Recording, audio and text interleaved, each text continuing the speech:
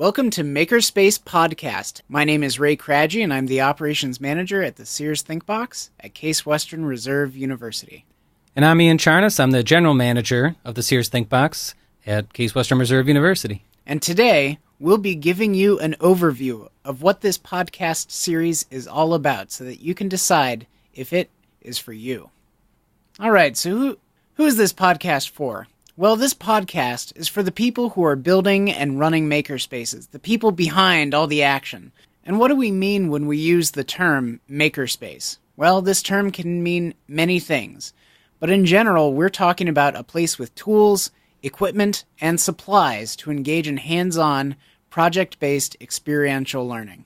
That's right. You may have 3D printers in your space, you might have laser cutters, you might have crafting supplies, but one way or another, your space provides hands-on and experiential learning and making opportunities. Your makerspace serves a particular community. That's an aspect that we're not going to neglect. It may be a university. Your community may be a library. It might be a high school or in a community center or a workplace. And your community is coming to you and to your makerspace for all sorts of reasons. They might have academic projects, like their junior design or their senior design projects. They might have research that they're doing, and they need to make an experimental test apparatus. You might have startup companies making prototypes of their latest products. And, of course, you're going to have people that want to come in for their personal projects, those hobbies and crafts that humans have been known to do since the dawn of recorded history. One thing that's interesting about makerspaces is that this is a new kind of space. This is a new kind of job. And you're in charge of all of it. You're dealing with equipment. You're selecting the equipment and installing it while making decisions about what safety and training look like. In terms of operations, maybe you're arranging tours, trying to keep up with your inventory, and do all the maintenance that everything in the lab requires. Maybe you're also tasked with programming, coming up with workshops and classes, or hosting special events. And all at the same time, you're dealing with promotion, trying to keep up your website, trying to provide graphic design and signage for your space, and sharing your story with the world in order to get more support. You're one person doing the work of 10. Yes, that's the phrase that resonates with me. One person doing the work of 10. There are too many things for one person to do, and it's hard to keep your head above water. You might have some student workers or volunteers, but they seem to need constant supervision, and you might feel like it's faster to just do the work yourself. Classic first mistake of every manager. Or you maybe don't have any help at all. Maybe you're doing this all by yourself. If I remember my first week managing a makerspace, it goes a little something like this. Listen to this story, and if any of it sounds familiar, well, then this podcast is for you. So there you are, training someone on the vinyl cutter, when someone interrupts you, and they want to know where the spare drill bits are because they just broke one. So you begin to tell them that you, haven't gotten around to ordering more, and you notice something's on fire in the laser cutter that you should go check out. No time, though, because your 2:30 p.m. tour just came in. At some point today, you've got to find time to get a presentation ready for the folks funding your space. You also have to place orders and then respond to 210 emails. It looks like it's going to be another late night. All the real work seems to get done after 5 p.m. Does this sound familiar? Makerspaces can be a very overwhelming place to work, but they don't have to be, and that's where this podcast comes in. This podcast is all about how to have your makerspace run itself, how to activate your student workers or volunteers, even your users, so that they are doing things on their own, and your time is freed for things that only you can do. So here's how that story could have gone just a little bit better. Imagine that you have the afternoon blocked off to prepare a grant application that will secure funding for a new piece of equipment. The person at the vinyl cutter is following a carefully written tutorial, and friendly student workers are on hand in case they need help. In the meantime, that same student worker is doing the weekly maintenance task, vacuuming debris out from the laser cutter to prevent fires. And you aren't out of drill bits, or anything else for that matter, because all your consumables are regularly inventoried and replaced by the student workers. In fact, a capable student worker has already been assigned to the 2:30 p.m. tour, and they're in position to greet the group as it arrives. You've been removed from all these loops so that you can focus on your grant application without fear of interruption.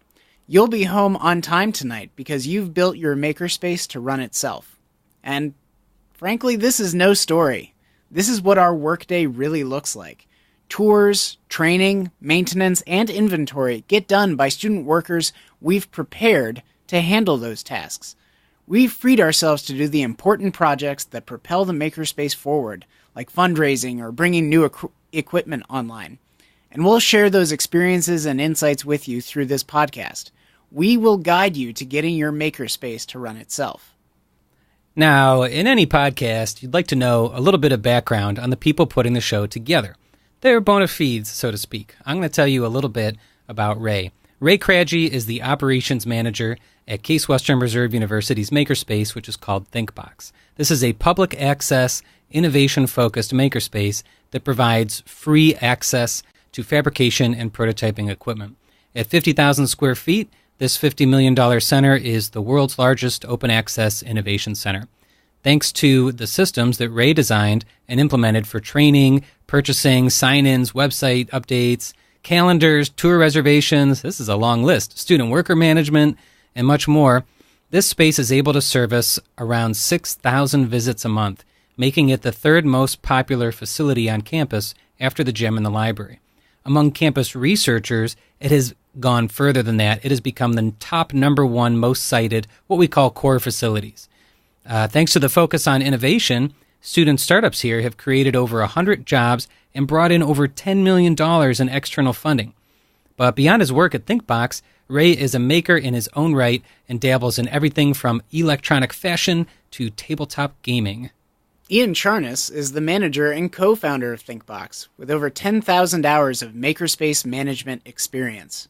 He is a founding member of the Higher Education Makerspace Initiative, or HEMI, along with leaders from MIT, Stanford, Yale, Carnegie Mellon, Olin, and Georgia Tech. This is the group that organizes the International Symposium on Academic Makerspaces each year, also known as ISAM. He has advised over 100 universities and companies, including Intel, on how to build and manage their own makerspaces. Ian speaks regularly at makerspace conferences like MakerCon, ISAM, and the Maker Summit on Higher Education. He's also a maker and has built or managed projects, including the world's largest twin musical Tesla coils, a magical mustache mirror, and a computerized waterfall. These projects have been exhibited internationally and have been featured in promotions for Honda, Swatch, Ray-Ban, and Subaru. You can read more about Ian's work in Wired, NPR, and Make Magazine. Now, before we get any further, there's one disclaimer we need to get out of the way. The opinions that you hear on this podcast belong to Ray and myself. We are not speaking today as employees of Case Western Reserve University or of ThinkBox because this isn't something the university has asked us to do. We're doing this podcast in our free time because we believe in the transformative power of makerspaces. Through experiential project-based learning, makerspace participants learn more than how to use a laser cutter. Learning how to make things can change people's mindsets. They can go from someone who's only ever observed or consumed things to someone who is out there thinking, hey, I bet I can learn how to make that. Someone who can put their shoulder on the wheel of history and give it a push. We think it's that big. We think makers change the world. So we hope you'll join us on this journey as we share our experiences and insights to help you make your makerspace run itself with episode topics like training, maintenance, and fundraising. We're going to help you ask and answer those questions like, how do you help your staff and users work safely and effectively as you keep your equipment ready for action and share your story in a compelling manner.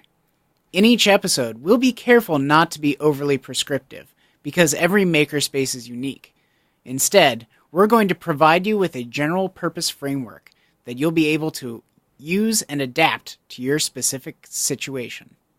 If you found that first story, the one where you're being pulled in every direction, if you found that familiar and you would rather be part of that second story that Ray told you about, the one where the makerspace is running itself, then this podcast is for you. That's all for today. Tune in next time for more makerspace management tips. Until then, I'm Ian Charnas. And I'm Ray Craggy, and this has been Makerspace Podcast. See you next time. If you find this show valuable, please take 60 seconds and subscribe, rate, and review on iTunes or YouTube. If you can raise the visibility of Makerspace Podcast, it helps people find this show and join the conversation. Finally, if you know someone who is building or running a makerspace or thinking about it, consider sharing this with them. You can find us online at makerspacepodcast.com or send us an email with your questions and feedback to info@makerspacepodcast.com.